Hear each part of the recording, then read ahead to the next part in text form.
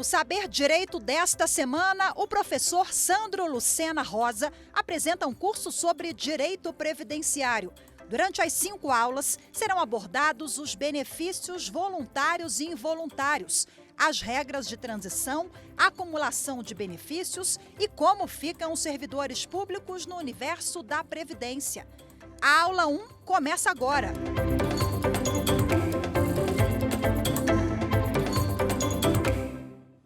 Olá, queridos alunos do Saber Direito. Meu nome é Sandro Lucena Rosa, serei seu professor de Direito Previdenciário para estudarmos as alterações que vieram com a Emenda Constitucional 103 de 2019, a chamada Reforma da Previdência.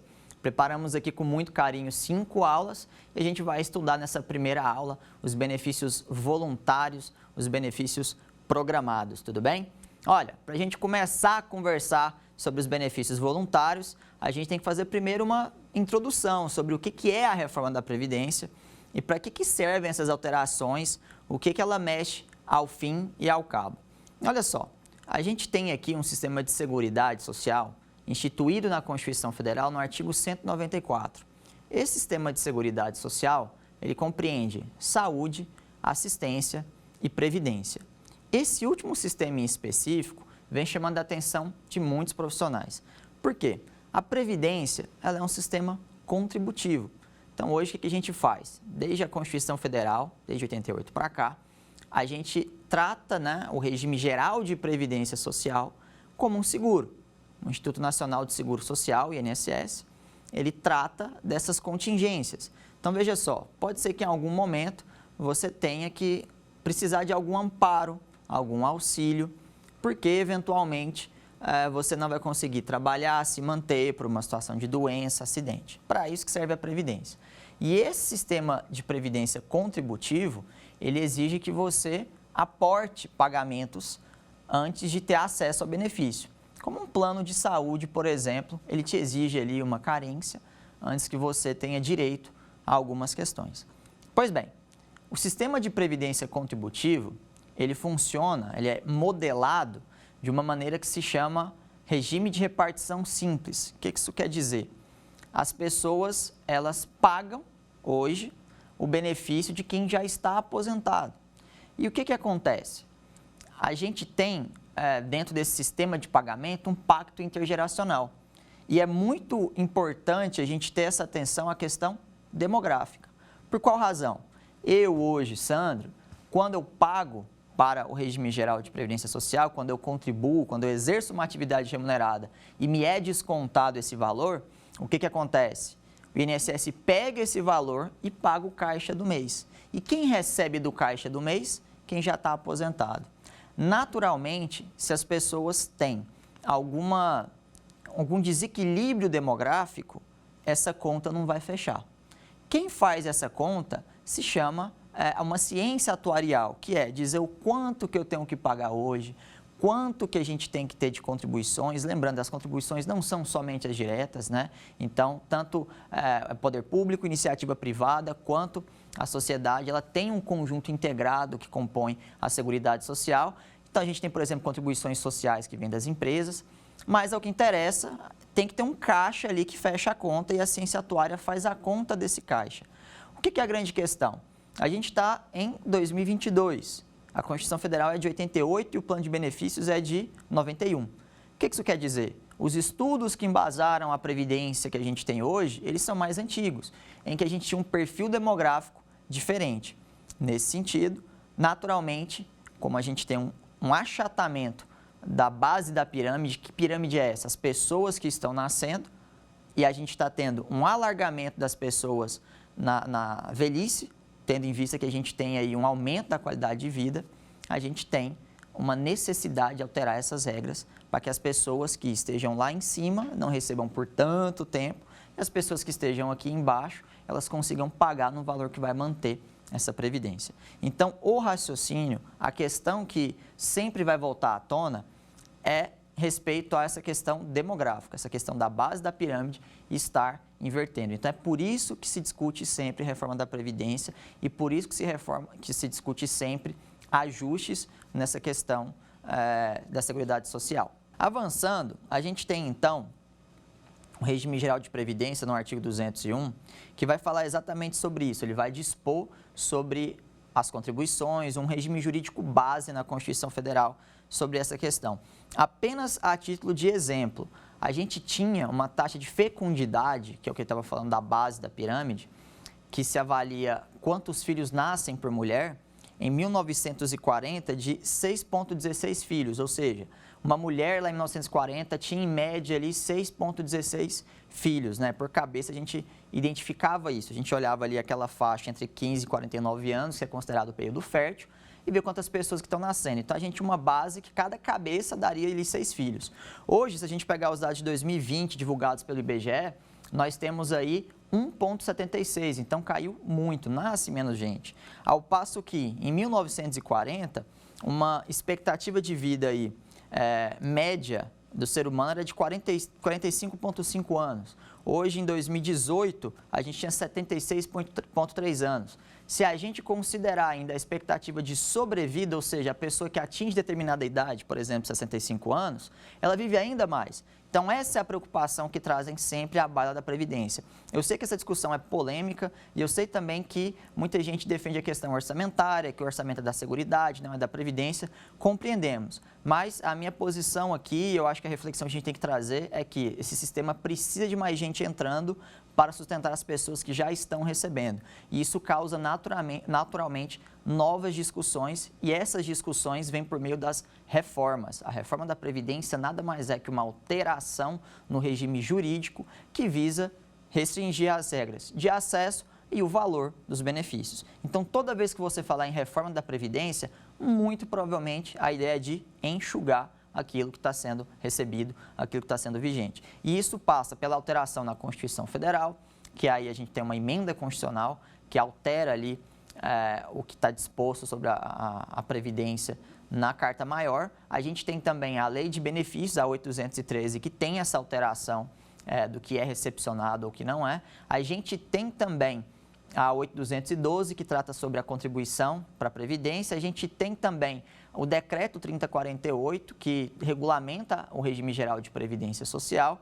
E a gente tem, por fim, a Instrução Normativa 128/2022, atualizada já com esse ano, que traz o procedimento dessas novas normas. Então, sempre tem uma reforma, tem uma alteração em todo esse regime jurídico que diz respeito ao acesso, ao valor dos benefícios, às condições de pagamento, enfim, tudo isso que organiza esse sistema de previdência social. Por isso que é muito importante essas discussões. Hoje a Previdência Social tem cerca de 52 milhões de segurados, e isso sem contar a informalidade. Se a gente contar só quem está lá registrado, inscrito no INSS, temos mais ou menos aí 52 milhões de pessoas. Então, nesse sentido, é muito importante porque impacta muita gente, o que a gente vai discutir aqui hoje, tá bom? A ideia da aula aqui, naturalmente, não é esgotar o assunto e todas as discussões que se tem, mas eu quero aqui um objetivo muito humilde de conseguir te dar uma perspectiva do que era antes, o que é depois, dentro desse contexto, desse objetivo que a Previdência tem. Tudo bem?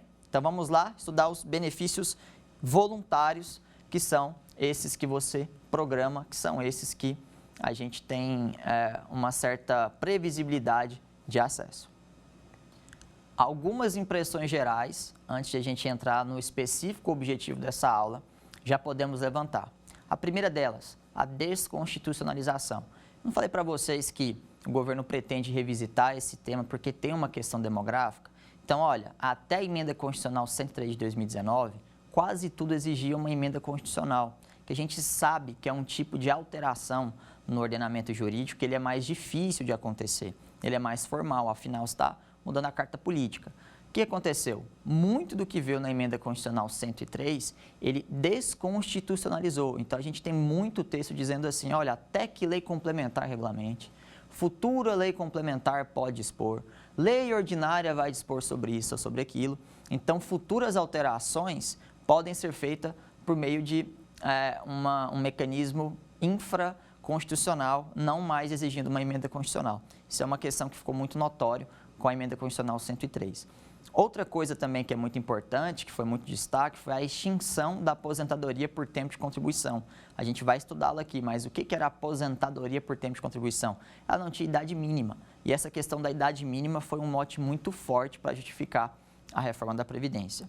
E, por fim, uma outra questão que é importante ressaltar, a gente nota cada vez que as reformas vão acontecendo que alguma alteração nesse regime jurídico ele acontece, que o regime próprio de previdência social ele vai se encontrando com o regime geral de previdência social. Seja, por exemplo, aqui na questão da idade mínima, 65, 62 anos, se homem, se mulher, respectivamente, ou, por exemplo, na apuração da alíquota, a gente também tem essa questão dos 60% mais. Hoje a gente vai ver que aplica tanto para RGPS quanto para RPPS. Então, o regime geral de previdência, que são dos trabalhadores da iniciativa privada, e o regime próprio de previdência, que são dos servidores públicos titulares de cargo efetivo, ambos têm essa noção de aproximação à medida que as reformas acontecem, e não foi diferente no caso da Emenda Constitucional 103 de 2019. Tudo bem?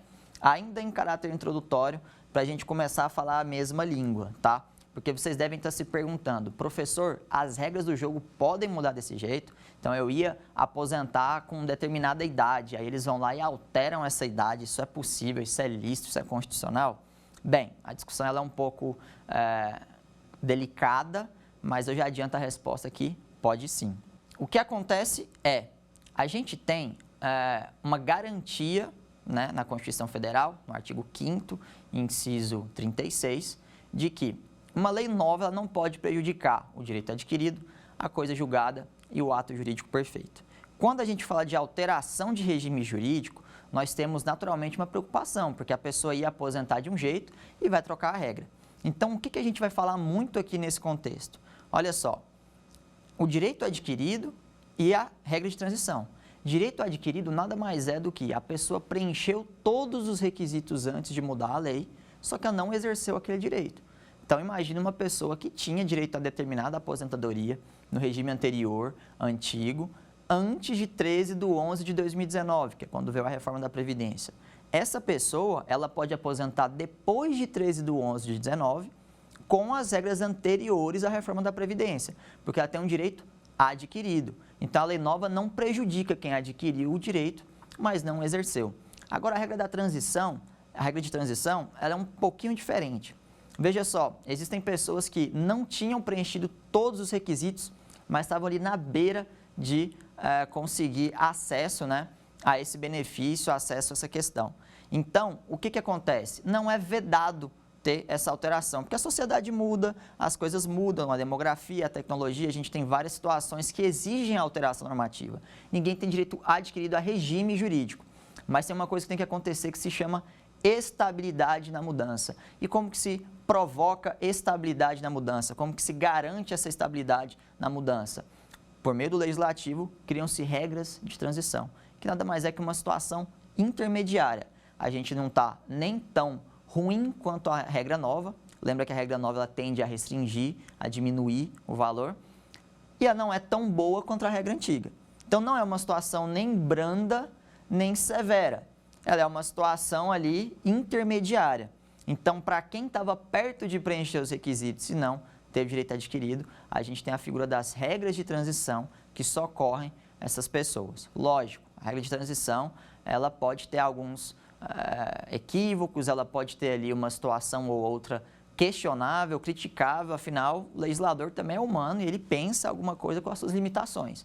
Mas, a par dessa discussão, a tentativa, a inteligência é exatamente essa, criar uma situação intermediária. Então, a gente vai falar muito sobre direito adquirido e regra de transição. Vamos lá? Vamos falar um pouco sobre benefícios voluntários programados? Pessoal, para a gente começar a falar sobre benefícios voluntários, eu quero justificar só um pouco a minha nomenclatura. Naturalmente, não tem nada escrito nas leis ou na Constituição falando que é um benefício voluntário.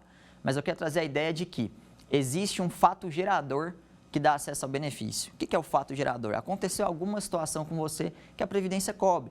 A Previdência cobre acidente, ela cobre a idade avançada, ela cobre também o óbito, né? Então, todas essas situações que podem te afastar da própria manutenção, ela tem uma cobertura. Algumas você requer por conta própria, você programa. Você vai ver muito também esse nome de benefícios programados. E outros você não controla. Ninguém controla, por exemplo, se pode acontecer um acidente comigo, se pode acontecer eventualmente uma questão de maternidade, a gente nunca sabe quando vem. Dá para programar, mas não dá para programar tanto toda vez, né? O que eu quero dizer é, os benefícios voluntários que a gente vai estudar agora, eles dizem respeito a isso que a gente consegue pelo menos visualizar, ter uma ideia de quanto que a gente vai requerer ele voluntariamente. E antes de falar de uma das principais mudanças, eu quero falar com vocês o regime anterior para compreender por que tiraram a questão da idade mínima. A aposentadoria por idade e a aposentadoria por tempo de contribuição, que já adianto, elas foram fundidas na aposentadoria por idade e tempo de contribuição. A aposentadoria programada por idade e tempo de contribuição. Então, vamos fazer um recorte aqui. O que eu vou conversar nesse primeiro momento com vocês é anterior a 13/11/2019, tá bom? A gente vai conversar como que era antes. E qual que é a implicação disso? Muita gente tem direito adquirido e vai aposentar por essas regras. Então, a gente precisa ter essa noção, tá bom? Vamos então para a aposentadoria por idade. Pessoal, a aposentadoria por idade, ela visa cobrir a idade avançada. E como que era antes da emenda constitucional 103 de 2019? A gente tinha o segurado homem e mulher, a gente tem na verdade, e o homem com 65 anos de idade, a mulher com 60 anos, conseguia se aposentar. Beleza. Qual que era exigido além da idade? Porque a aposentadoria é por idade, mas tinha alguma coisa que você tinha que pagar. Eram 180 meses de carência. E aí é importante a gente distinguir o conceito. Carência não se confunde com tempo de contribuição. Carência a gente conta em meses. Então, veja só. Quando a gente fala 180 meses de carência, quer dizer que você pagou 180 meses corretamente. Pensa num plano de saúde. Plano de saúde que você não tem que cumprir uma carência, por exemplo, 12 meses para ter acesso a um determinado exame, ou então 6 meses para ter ali determinada cirurgia de emergência. Então, assim como num plano de saúde, na Previdência, você tem que pagar em dia algum valor para ter acesso aos benefícios. E antigamente você aposentava por idade, com 65 anos, o homem 60 anos, a mulher, desde que tenha pago esses 180 meses de carência. Tudo bem? E como que era calculado esse valor? A gente tinha uma média que utilizava por referência os 80% maiores salários de julho de 94 até a data de entrada do requerimento para quem já estava trabalhando a 99. Quem começou a trabalhar depois de 99, como é meu caso, aí de quando eu comecei a pagar para frente. Mas a informação relevante é 80% dos maiores salários. Se eu tinha 100 salários, eu tirava os 20 menores e fazia uma média aritmética simples desses 80. Tudo bem? Dividia pelo número de meses e chegava no valor. Beleza. Esse salário de benefício dava uma média. É uma média aritmética simples, ele é o resultado de uma média. Contra ele a gente... Contra não é a palavra adequada, mas eu diria assim, a gente multiplica por uma alíquota, que no caso da aposentadoria por idade era de 70% mais 1% a cada grupo de 12 contribuições. Então, vamos dar um exemplo para você compreender como que você receberia 100% da média. Imagine, por exemplo, um segurado que ele tem 65 anos e pagou por 360 meses. Se a gente dividir os 360 por 12, vão dar aí 30 anos pagos nesse sentido. 70 mais 1% a cada grupo de 12, ele tem 30 grupos de 12, vai dar 100%. Ele receberia 100% da média. Agora, atenção, no caso da aposentadoria por idade, a gente tem uma aplicação facultativa do fator previdenciário. O que é o fator previdenciário? O fator previdenciário é uma fórmula que você aplica sobre essa média que eu falei, que leva em consideração sua idade, seu tempo de contribuição e a expectativa de sobrevida quando é calculado. O que eu quero dizer com isso? Se a pessoa ela tem menos idade e menos tempo de contribuição, esse fator ele vai cortar o benefício. Agora, se ela tem uma idade mais avançada e ela tem muito tempo de contribuição, isso quer dizer que o benefício tende a ser mais alto. Então, informação importante, o fator previdenciário, ele não só diminui o benefício, ele pode aumentar também. E no caso da aposentadoria por idade, só se aplicava se fosse favorável, se aumentasse o valor do benefício. Tudo bem? Tranquilo. Como era a aposentadoria por tempo de contribuição, a afinada aposentadoria por tempo de contribuição? Ela já era diferente. A aposentadoria por tempo de contribuição, ela tinha a carência de 180 contribuições e ela exigia para o homem 35 anos, para a mulher 30 anos. O que era a grande questão? Não tinha idade mínima. Então, uma pessoa que começou a pagar muito cedo, ela conseguiria receber um benefício muito tempo. Então, pensa, por exemplo, uma mulher que começou a trabalhar com 16 anos de idade. Aos 46, ela estava aposentada. Então, ela conseguia receber o benefício aí quase que metade da vida.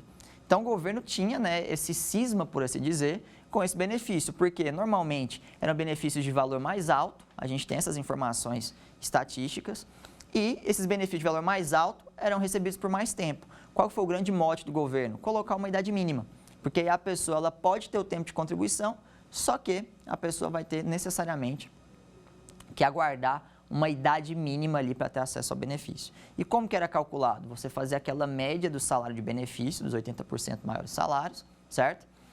Só que depois do salário de benefício era obrigatório ter o fator previdenciário.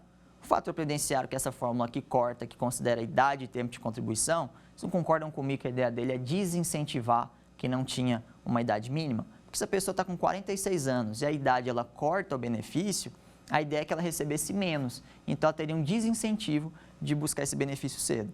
Feita essa questão, aplicava-se uma alíquota de 100% sobre essa média. Então, era mais ou menos assim que era calculada a aposentadoria por idade e a aposentadoria por tempo de contribuição.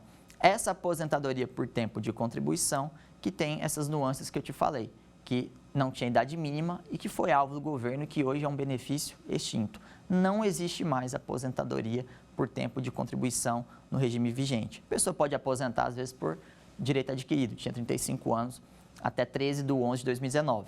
Mas no regime vigente, a gente não tem benefício aí sem essa idade mínima pura, né? A aposentadoria por tempo de contribuição é um benefício finado, como se diz.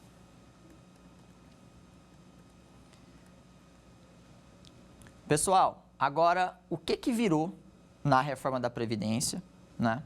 Com a extinção da aposentadoria por tempo de contribuição? Houve uma fusão.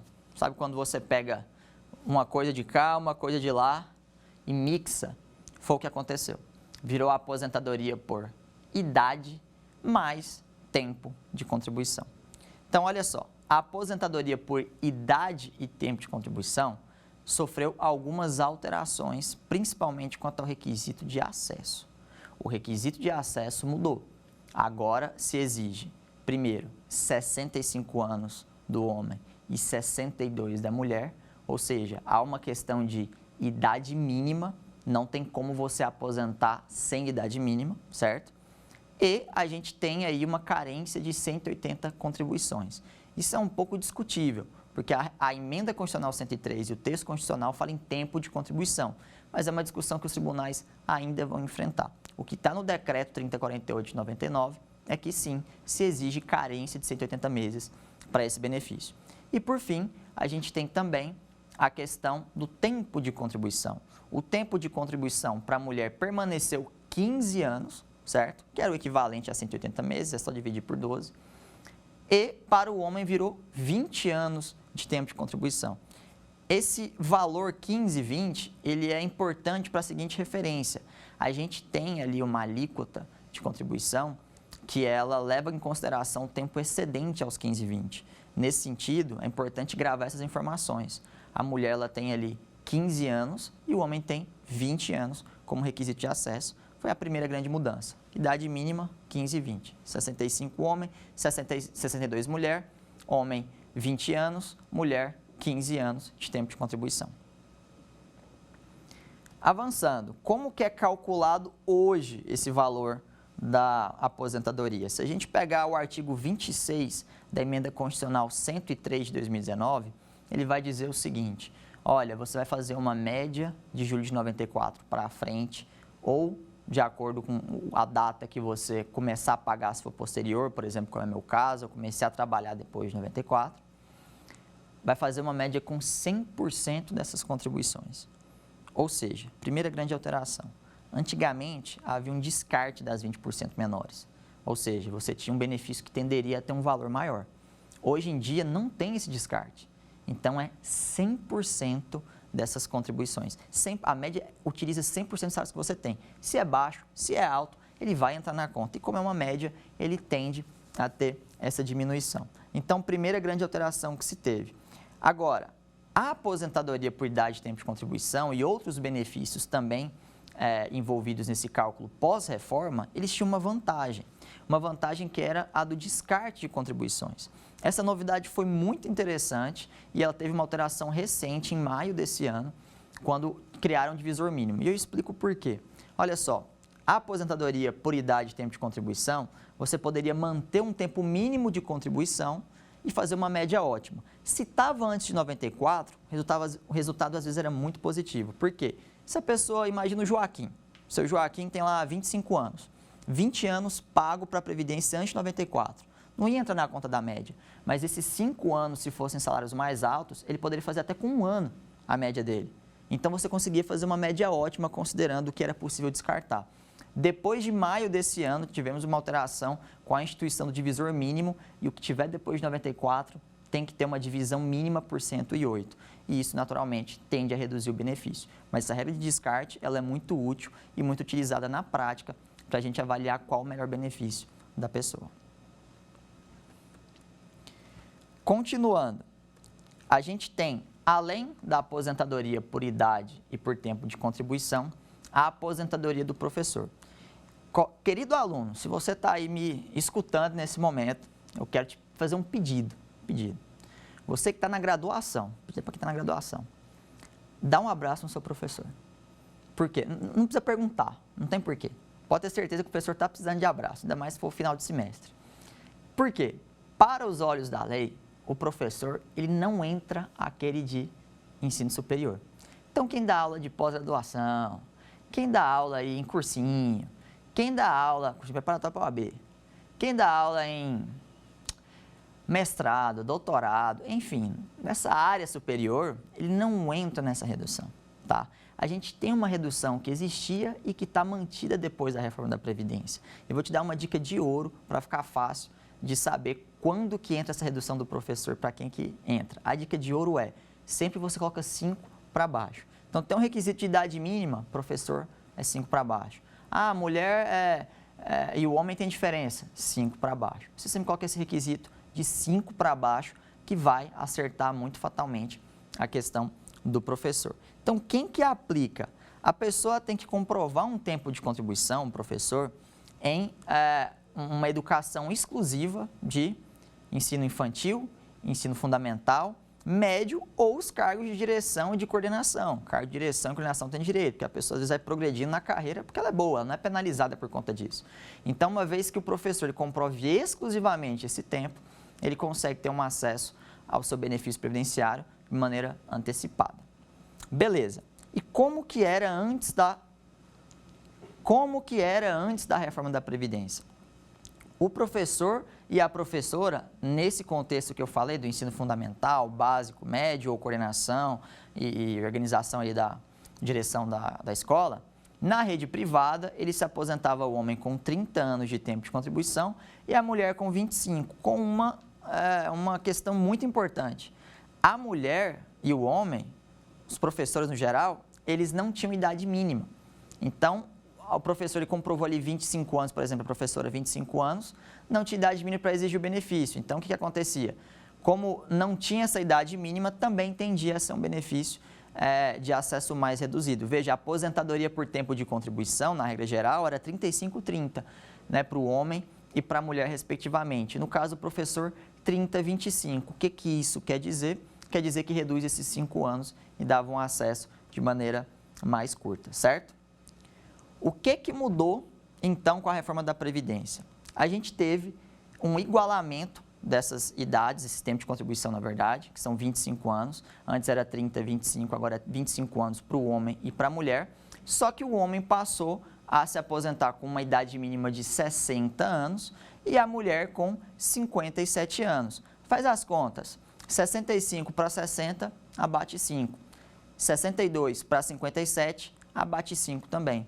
Nesse sentido, o professor se aposenta ainda com essa redução dos 5 anos. Só que agora, tanto o homem quanto a mulher pagam esses 25 anos para a Previdência Social. Depois disso, ele tem acesso ao benefício. Como que ficou o valor do benefício depois da reforma da Previdência? Para o professor e para a professora, a gente segue aquela regra geral. E qual que é a regra geral? É dos 60% mais 2. Eu vou te explicar como é que ficou.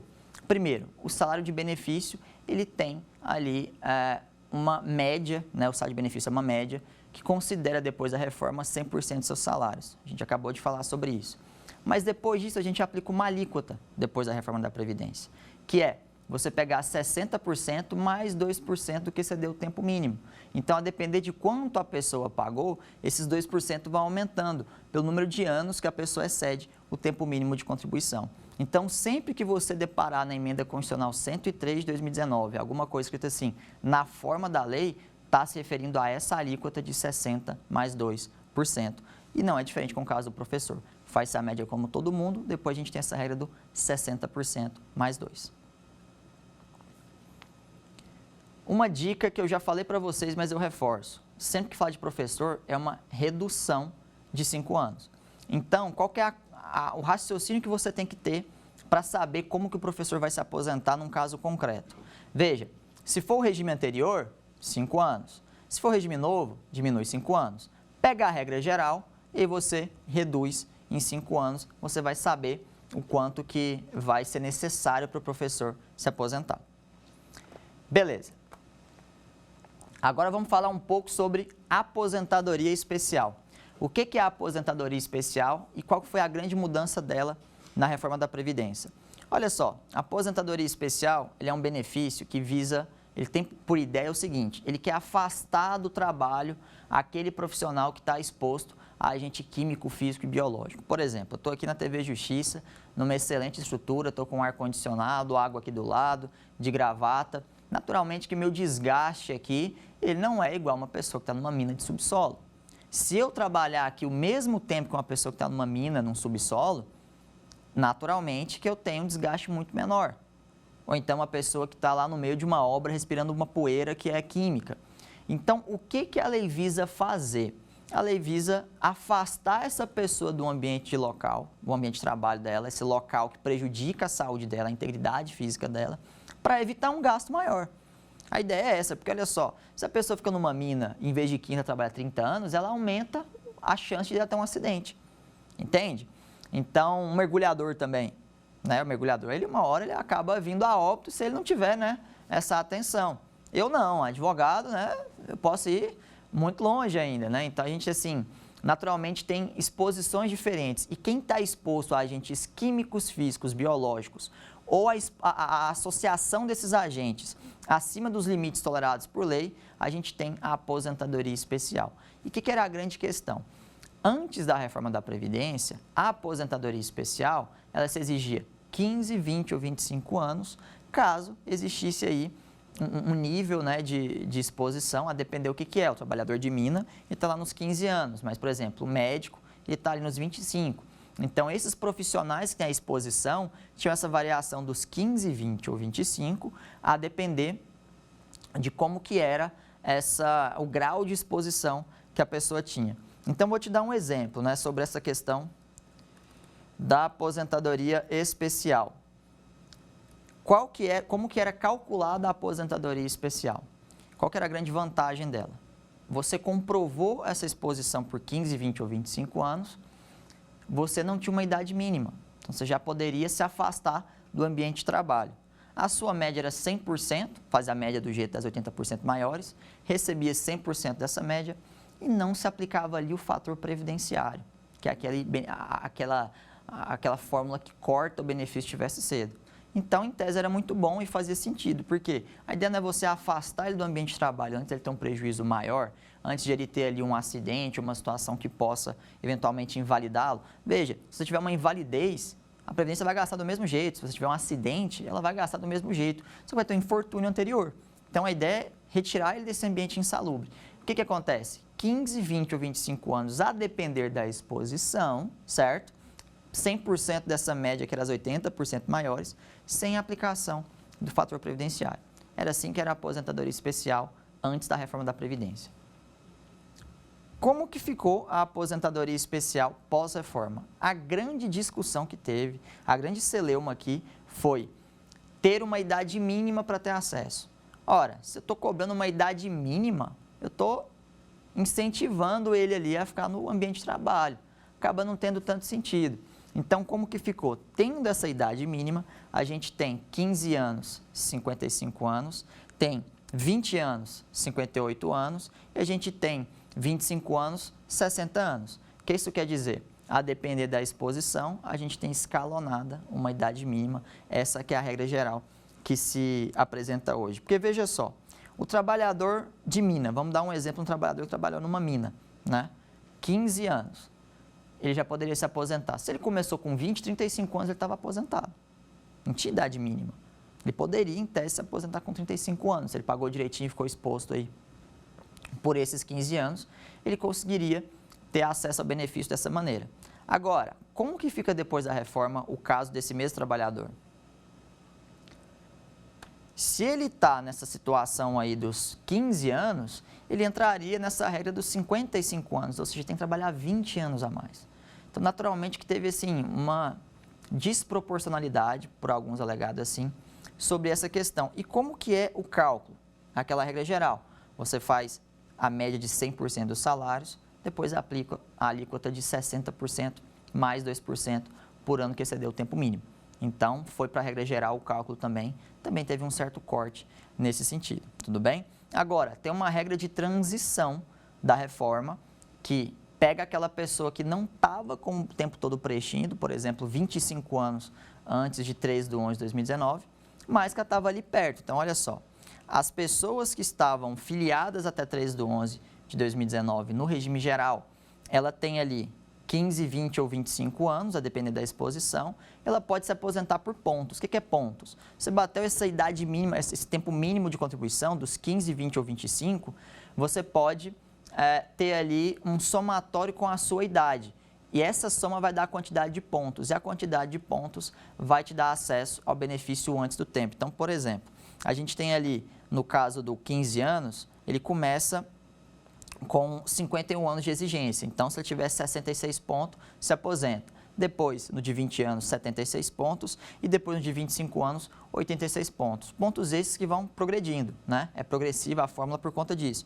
Aumenta um ano a partir de 2020, até chegar a 81, 91 e depois 96. E aí acaba a regra de transição. Veja que é uma situação intermediária. Se a gente pegar ali esse segurado lá dos 15 anos da mina, né? Ele com 66 pontos, ele se aposenta com 51, né? Está 4 a menos que na regra geral, que está exigindo agora os 55. Então, essa que é a grande questão. O que mudou muito com a aposentadoria especial no primeiro momento foi essa questão de ter uma idade mínima e está sendo muito discutido ainda. Acho que os tribunais vão enfrentar isso em algum momento. Como que teve uma outra alteração aqui que ela é relevante? Olha só, uma questão que pode se apresentar. Às vezes, o segurado ele não teve todo o tempo trabalhado numa atividade especial. Atividade especial, assim, exposta a agentes químicos, físicos ou biológicos. Então, o que acontece? Esse segurado, se ele pagou, por exemplo, uma parte, vamos dar um exemplo aí, um médico pagou por 20 anos. Esses 20 anos eram possíveis de se converter em tempo comum mediante uma razão. Veja só, não se exigia 35 anos de tempo de contribuição para poder se aposentar? Se eu dividir o 35 por 25, ele vai dar 1,4. O que isso quer dizer? Eu poderia pegar aquele tempo que foi especial para converter num tempo comum e aposentar a aposentadoria comum utilizando essa conversão de tempo especial mediante a aplicação desse fator, que no caso concreto aqui, desse exemplo, seria 1,4. O que eu quero dizer? Depois da reforma da Previdência, essa situação mudou. A pessoa ela não pode mais fazer essa conversão de tempo. E aí fica difícil, porque olha só, como houve essa vedação do tempo comum em especial, muitas pessoas que vão ter um contrato de trabalho, às vezes, parcial no tempo especial, terão prejuízo, porque ela teve a exposição, mas aquilo não valeu de nada. Você não concorda comigo que a pessoa que trabalha exposta ao tempo especial para fins previdenciários, ela tem ali um tempo que vale mais? Se é 1,4, você não tem 40% a mais de valor nesse tempo? Hoje, no caso concreto, a gente tem essa dificuldade por conta do impedimento da conversão, porque é considerado um tempo ficto, e tempo ficto, aos fins da reforma da Previdência, tem que ser vedado, desincentivado. Então, o que acontece, até a título de esclarecimento? Está vedado, mas quem cumpriu até 13/11/2019 pode converter. Quer dizer com isso? A gente tem que ter sempre esse marco temporal de 13/11/2019, que é quando entrou em vigência a emenda constitucional 103 para saber o que aplicar e o que não aplicar.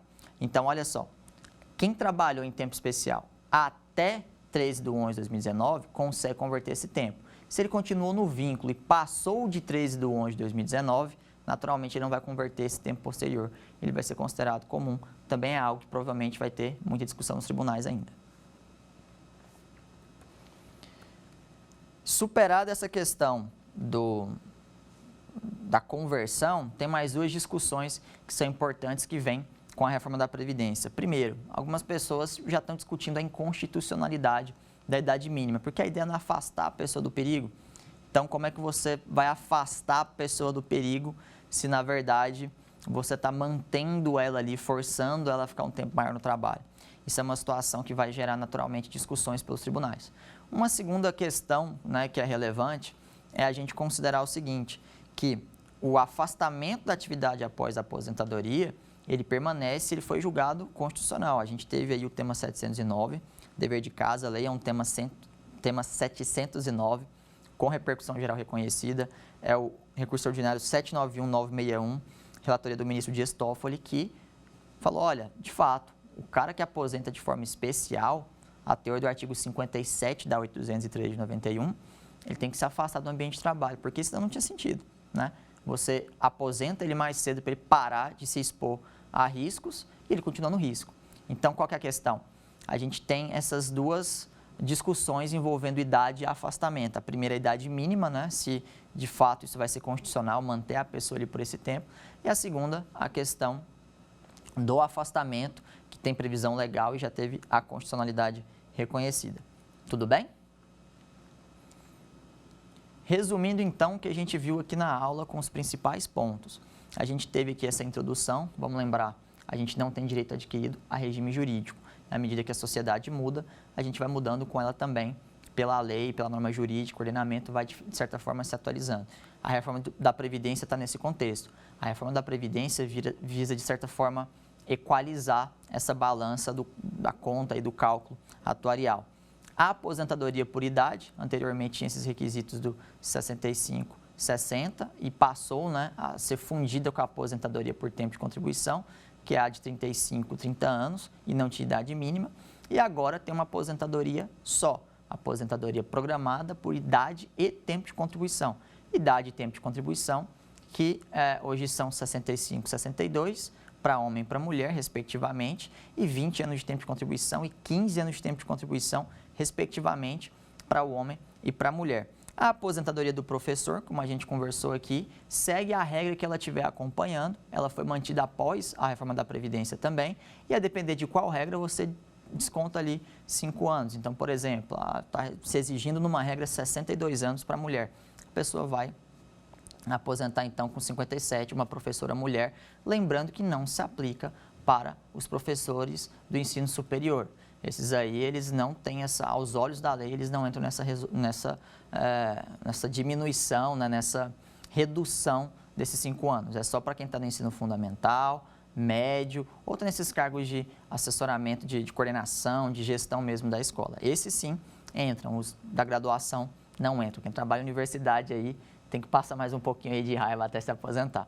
E por fim, a aposentadoria especial, que é essa com a exposição de agentes químicos, físicos e biológicos, que ela teve aí a alteração principal referente à idade mínima, certo? A idade mínima é a grande discussão da aposentadoria especial. Antigamente, 15, 20 ou 25 anos, você já se aposentava. Hoje em dia, 15, 20 ou 25 anos, a depender da exposição, você vai ter uma idade mínima para acesso, o que é discutido.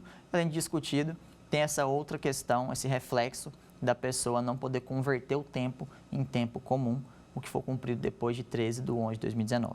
Então, dos benefícios voluntários programados, eu creio que as principais alterações são essas que a gente pode destacar. A gente tem aí ainda algumas questões mais minuciosas, mas não tão relevantes quanto essas. Se você souber essas de cabo a rabo, pode ter certeza que está dominando boa parte do que se alterou com a Previdência Social, com a reforma da Emenda Constitucional 103 de 2019. Pessoal, com todas as informações, se a gente consegue fixá-las por meio de um quiz, eu quero te convidar para testar os seus conhecimentos. Vamos ver? A regra geral da aposentadoria por idade no regime anterior à emenda constitucional 113 exigia, além da idade mínima, olha só, está pedindo a regra geral e está pedindo o regime anterior à reforma da Previdência, que é a emenda constitucional 103, que veio em 13 de 11 de 2019. Vamos ver as alternativas. Alternativa A, 15 anos de tempo de contribuição. Alternativa B, carência de 180 contribuições.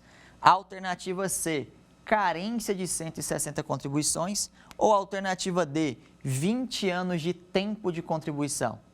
Pensa aí e me responde. Pessoal, a resposta correta é a de carência de 180 contribuições. Vamos lembrar, carência não se confunde com tempo de contribuição. Tempo de contribuição você vai contar ele em dias. Você vai fazer o quê? Você vai pegar o período que você pagou, mas pode ser que ele não esteja ali contando de forma contínua, paga regularmente. Carência não. Carência é igual ao plano de saúde. Você tem que pagar um tanto ali por mês para ter acesso ao benefício no final. Então, o que se exige é, primeiramente, carência. Só pela questão da carência, a gente vê que a alternativa A está incorreta, ela fala em 15 anos de tempo de contribuição. Na verdade, 15 anos de tempo de contribuição, que é exigido depois da reforma da Previdência. A alternativa C fala em carência de 160 contribuições, né? Embora pode sim ter ali algum reconhecimento de aposentadoria com menos de 180, mas não é a regra geral. O que está pedindo enunciado é a regra geral. E a alternativa D fala em 20 anos de tempo de contribuição. Nem é 20, nem é tempo de contribuição. Então, a alternativa correta, B, 180 meses, né? 180 contribuições como carência. Agora vamos para a segunda pergunta.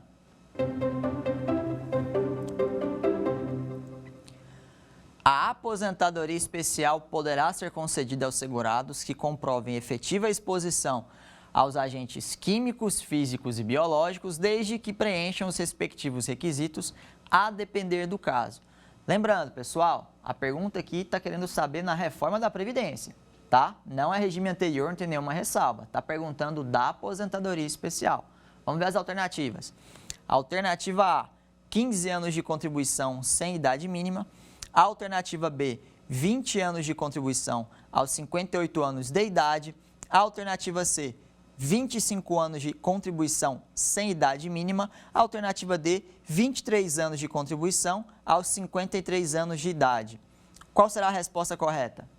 Pessoal, a resposta correta é a letra B, 20 anos de contribuição aos 58 anos de idade. É aquela faixa intermediária. A gente vê que se aposenta com 55, 58 ou 60, respectivamente, se a gente tiver a exposição a 15, a 20 ou a 25 anos a esses agentes nocivos. Então, olha só, na letra A, a gente está falando de 15 anos de contribuição sem idade mínima. Era possível antes, mas depois da reforma da Previdência, não é possível mais.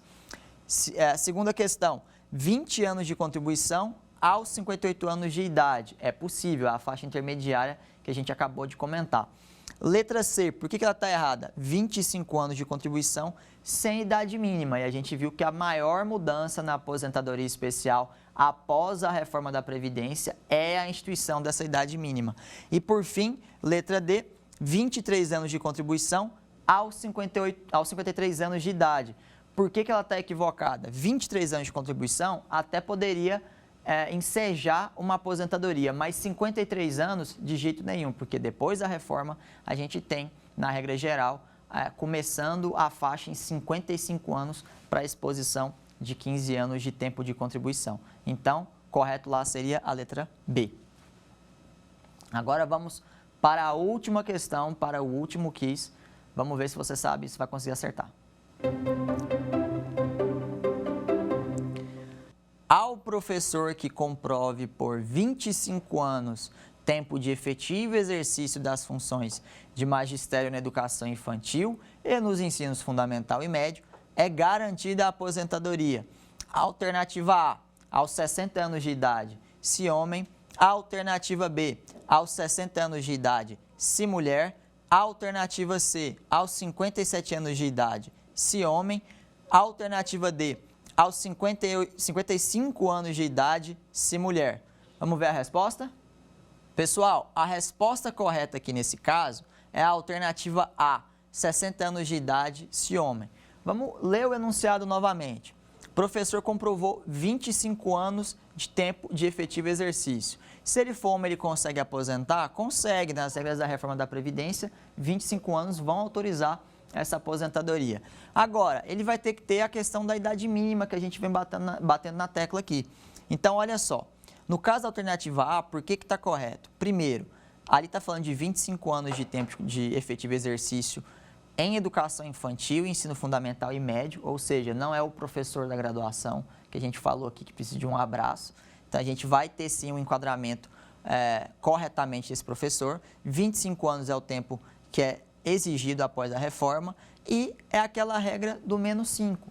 Qual que é a regra do menos 5? Se a regra geral ela é de 65 anos no caso do homem, no caso do professor vai ser 60. Então, a gente tem ali a alternativa A correta por conta disso, 60 anos de idade e é um professor do sexo masculino.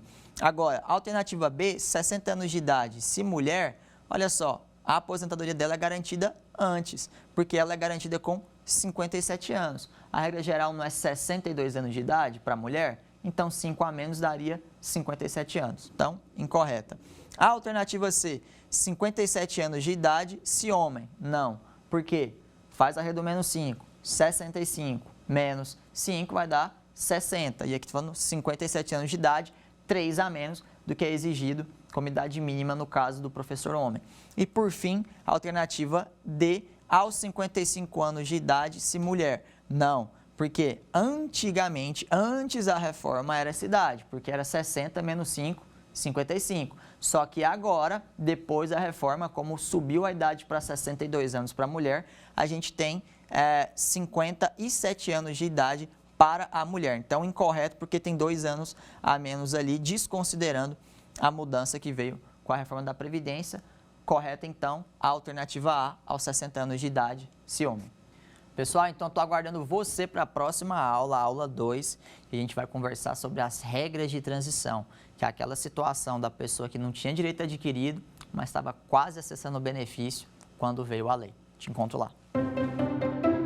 Quer dar alguma sugestão de tema para os cursos do Saber Direito? Mande um e-mail para a gente, saberdireito@stf.jus.br, ou entre em contato pelo WhatsApp. O número é esse que aparece na sua tela. Você também pode estudar pela internet. Acesse o nosso site tvjustiça.jus.br ou pode rever as aulas no canal do YouTube TV Justiça Oficial.